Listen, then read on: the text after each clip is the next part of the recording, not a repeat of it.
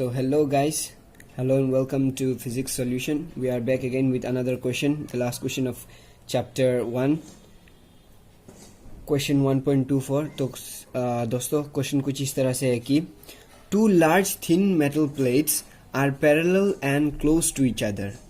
यहाँ पे हम लोग को क्वेश्चन में दिया हुआ है कि दो लार्ज मेटल प्लेट्स दिया हुआ है हम लोग को, क्लोज इनफ है और वो पैरेलल है एक दूसरे के. फिर on their inner faces the plates have surface charge densities of opposite signs and magnitude 17.0 into 10 to the power minus 22 coulomb per meter square. यहाँ पे मतलब उन दोनों मेटल प्लेट्स के इनर सरफेस में सरफेस चार्ज डेंसिटी दिया हुआ है हम लोग को, सरफेस चार्ज डेंसिटीज दिया हुआ है और एक का मतलब दोनों ऑपोजिट साइंस में है. मैग्नीट्यूड उनका सेम है 17.0 into 10 to minus 2 coulomb per metre square, पर दो ऑपोजिट साइंस में है वो. तो हम लोग को पूछा गया है कि व्हाट इज तीन क्वेश्चन से यहाँ पे इलेक्ट्रिक फील्ड फाइंड करने को लिए बोला है. पहले क्वेश्चन में बोला गया है कि in the outer region of the first plate, in second में in the outer region of the second plate and between the plates. तो सोल्यूशन लिखते हैं.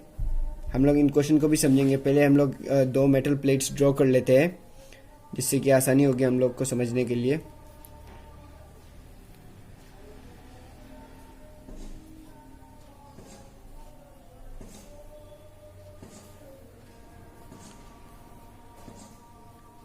ये मैंने दो पैरेलल रफ डायग्राम बना लिया है, दो पैरेलल प्लेट्स बना लिया है. इनके भीतर में कुछ डिस्टेंस रखा हुआ है, पर ये डिस्टेंस समझ लीजिए कि इतना कम है कि नेग्लिजिबल डिस्टेंस है इन दोनों के भीतर.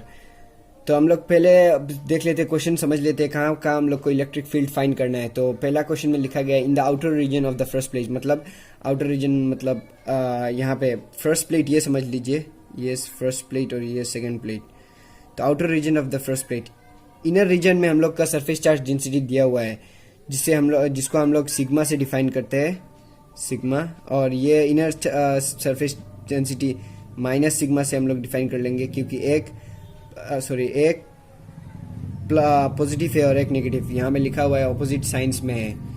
सो अब हम लोग देख लेते हैं कहाँ का इलेक्ट्रिक फील्ड हम लोग को फाइंड करना है. Outer region of the first plate मतलब इस सरफेस के यहाँ पे left side of the first plate कह सकते हैं, ए पकड़ लेते हैं. फिर सेकंड में outer region of the second plate, तो राइट साइड सेकंड प्लेट का राइट साइड में बी, और बिटवीन द प्लेट्स यहाँ पे फाइंड करना है हम लोग को सी. तो उससे पहले हम लोग जान लेते हैं कि इलेक्ट्रिक फील्ड किस डायरेक्शन में रहेगा. पहले वहाँ पे ये पॉजिटिव में दिया हुआ है, पॉजिटिव चार्ज मतलब यहाँ पे सरफेस चार्ज डेंसिटी दिया हुआ है और ये वर्टिकल मैंने सपोज करके डाला है, इसीलिए पहले समझ लीजिए कि इलेक्ट्रिक फील्ड हॉराइजेंटल में होगा.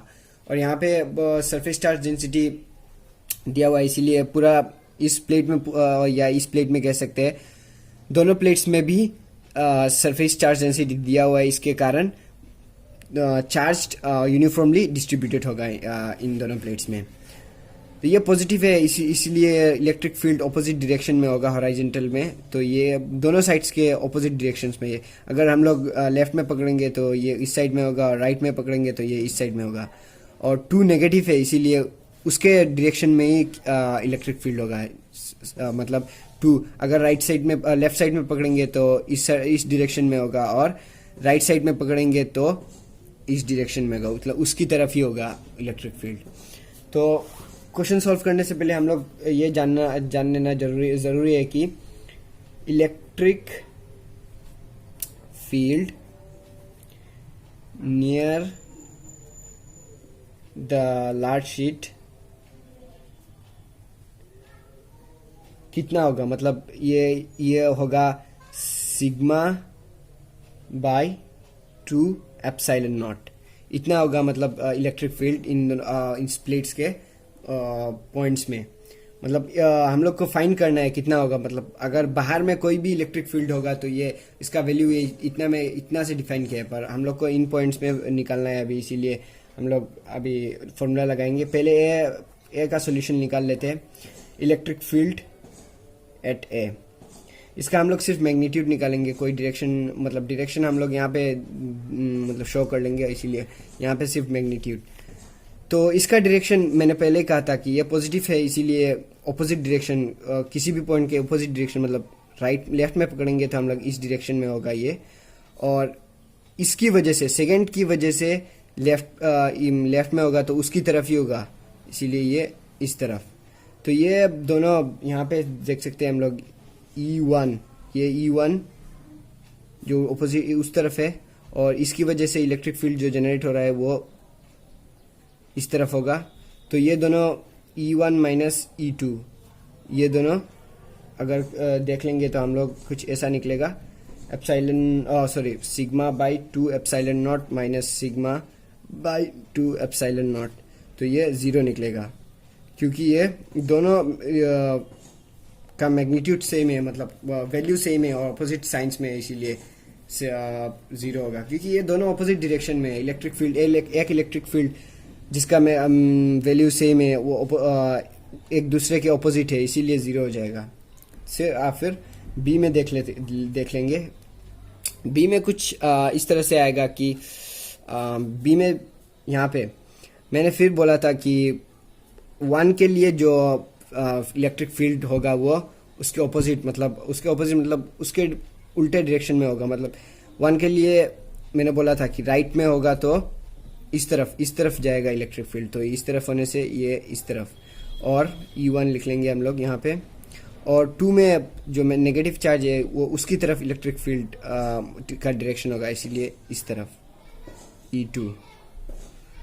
सो यहाँ पे इलेक्ट्रिक फील्ड एट बी लिख लेंगे, यहाँ पे भी कुछ सेम ही होगा। यहाँ देख सकते हैं कि ये दोनों भी अपोजिट साइंस से, तो E1 माइनस E2 हम लोग लिख लेंगे सिग्मा, सिर्फ एप्सिलॉन बोल रहा हूँ मैं, sigma by 2 epsilon not minus sigma by 2 epsilon not, इसका वैल्यू 0 हो जाएगा। अभी सी में देख लेंगे तो सी में थोड़ा केस डिफरेंट होगा कि यहाँ देख सकते हैं आपकी, मैंने बोला था कि 1 के लिए उसका ऑपोजिट डायरेक्शन में इस तरफ होगा फील्ड, यहाँ में देख सकते हैं मैंने लिखा भी है, तो ये इस तरफ जाएगा E1।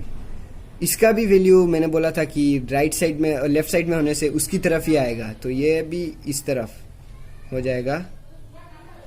ये भी इस तरफ हो जाने से तो अभी electric field at point C, अब तो दोनों भी एक ही तरफ है, इसीलिए दोनों को ऐड करना पड़ेगा हम लोग को, 1 प्लस E1 प्लस E2, तो sigma by 2 epsilon not minus sigma by 2 epsilon not, plus. तो अगर हम लोग देखेंगे सिंप्लीफाई करेंगे तो कुछ इस तरह से आएगा, 2 sigma by 2 epsilon not, LCM ले लेंगे तो ये कुछ इस तरह से निकलेगा कि सिग्मा बाई एप्सिलॉन नॉट। अभी हम लोग इसको वैल्यू डाल देते हैं, वैल्यू डालने के बाद कुछ इस तरह से दिखेगा कि 17.0। हम लोग सिग्मा का वैल्यू यहाँ पे देख सकते हैं कि सिग्मा, मैंने पहले ही बोला था कि सरफेस चार्ज डेंसिटी को हम लोग सिग्मा बोलते हैं, तो सरफेस चार्ज डेंसिटी यहाँ पे दिया हुआ है कि 17.0 into 10 to the power minus 22 by epsilon naught का वैल्यू हम लोग जानते हैं कि 8.854 into 10 to the power minus 12। तो अगर सिंप्लीफाई करने के बाद कुछ इस तरह से आएगा, सिंप्लीफाई करने के बाद 1.92 into 10 to the power minus 10 newton पर कूलम। तो सिंप्लीफाई करके आप लोग देख सकते हैं, अगर स्क्रीनशॉट लेना चाहते हैं तो ले लीजिए। Thank you.